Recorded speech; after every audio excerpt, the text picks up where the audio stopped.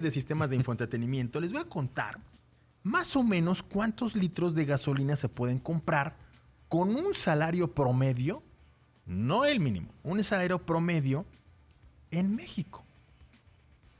¿Te habías puesto a pensar en eso? Pocas veces. Bueno, entrando en materia, este estudio más o menos hace un ranking de cómo está el mundo y cómo está específicamente México en su relación con América del Norte y del Sur.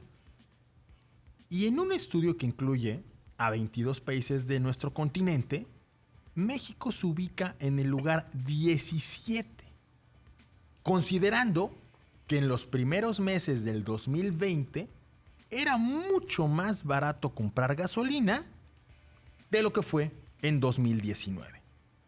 Las caídas más significativas de los precios de los combustibles es increíble porque pensaríamos que serían en países productores de petróleo. Y no fue así. Fue Puerto Rico quien reportó la caída más dramática con un menos 21.8%, Panamá con un menos 19.9%, y esta sí es de campeonato. Es de campeonato porque a veces nos creemos superiores y no.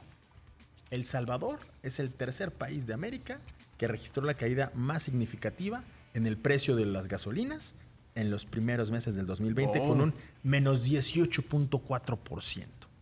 En México, en donde estamos a la mitad de la tabla, en la 10ª posición, la caída de los precios de la gasolina solamente registró un menos 9.1%. Es importante. Ahora, hay otros peores que nosotros. Países como Cuba, por ejemplo, solamente registró una caída del 7.7%. Y en Costa Rica, el menos 2.7%. Es interesante decir que el valor del combustible solo aumentó en 3 países. Y todos se preguntarán por qué. Bueno, las situaciones son muchas. ¿Dónde compran combustible estos países? ¿Cómo está la economía de estos países? Si hay subsidio o no en estos países, pero les voy a contar quiénes son los únicos 3 países sudamericanos en donde se incrementó el precio del combustible. Chile, en un 5.3%. Argentina, en un 36.2%. Y bueno, esto es como pegarle la piñata, pero en Venezuela, el precio del combustible se fue 250,000% arriba. 250,000, no me equivoqué. 250,000. Pensé que te ibas a quedar en los 250. No. Por ciento más. Y esto nos hace pensar que, bueno, ¿dónde está la gasolina más barata? ¿En Ecuador? ¿En Ecuador? Sí, en Ecuador. 49 centavos de dólar. Ahí está. Y México otra vez.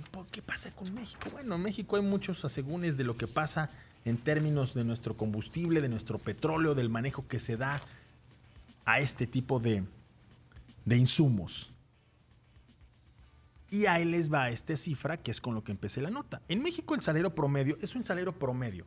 No estamos hablando ni del mínimo ni de los registros que hay. Así es que más o menos vayan tasando el precio del combustible y el salario promedio que estoy utilizando. El salario promedio es de 10,273 pesos. Y aquí, un mexicano promedio puede permitirse comprar 549 litros de combustible. Piensen, no es mucho, ¿eh? Pues es que, Cris, si por ejemplo tomamos en cuenta que el tanque promedio de un vehículo es, ¿qué te gusta?, de 40 litros, pues esto equivaldría a comprar tan solo 13 tanques de combustible al año.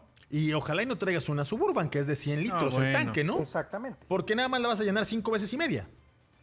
Entonces, hay que reflexionar lo valioso que es el combustible y cómo nuestro poder adquisitivo cada vez se aleja más de poder invertir en gasolina. Y bueno, el precio va para arriba, ¿no? Ahora, México supera en este ranking a países como Honduras, en donde solamente pueden comprar 543 litros. Colombia, en donde pueden comprar 505 litros. Uruguay, en donde pueden comprar 457 litros. y Paraguay, en donde pueden comprar 395 litros. Aquí la ecuación es muy sencilla. Por un lado pongan el precio del combustible y por el otro lado pongan cuánto ganan en promedio en esos países. Puede ser que ganes muchísimo, pero si el precio del combustible está muy alto, no te sirve de mucho. Ahora vámonos al mundo.